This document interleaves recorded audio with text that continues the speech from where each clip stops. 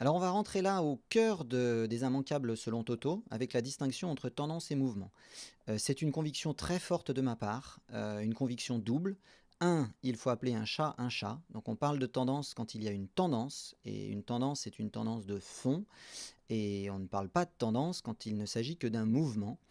Et la deuxième conviction, c'est que ce sont bien deux notions totalement distinctes.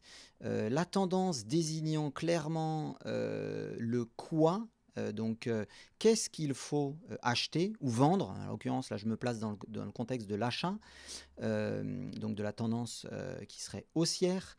Donc on achète un objet que s'il a une très bonne réputation. C'est la valeur structurelle de l'instrument financier en l'occurrence. Donc je ne vais acheter que des instruments financiers quand ils sont en tendance haussière parce que structurellement ils sont à l'achat, ils sont de bonne réputation. Le mouvement, c'est une notion beaucoup plus court terme.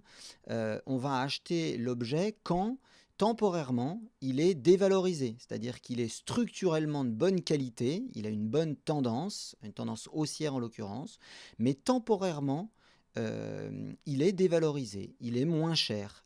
C'est sa valeur conjoncturelle. Donc on profite, et là c'est bien un moment, c'est le quand, on profite sur l'instrument en question, le quoi, d'un moment, le quand, où on va pouvoir intervenir de manière intéressante et adaptée.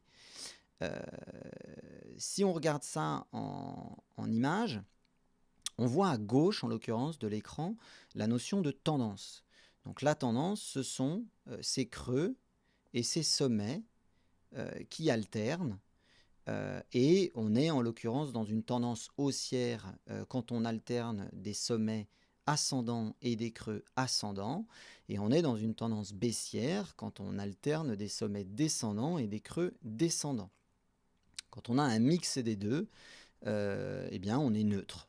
Donc en vert ici, on voit la partie haussière, en rose, on voit la partie baissière, et en blanc, on voit les phases intermédiaires. On est d'ailleurs, en l'occurrence, là, puisqu'on voit le DAX, dans une phase intermédiaire. On est sorti d'une zone haussière en cassant ici ce creux ascendant qui avait été formé autour de 11 085.